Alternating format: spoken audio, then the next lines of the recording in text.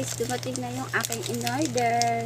So, in-order ko nga pala to guys para meron tayong gamitin pagbablog. Open na natin siya guys.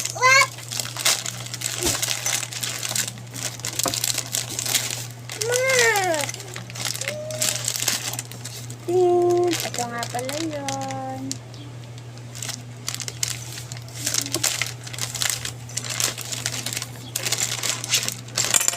Guys, ganyan siya guys.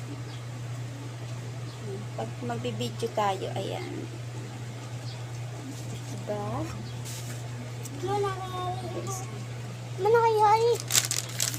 Meron ko siya nito.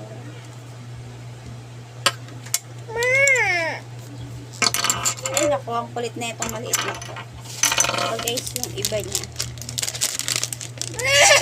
So yun lang, thank you.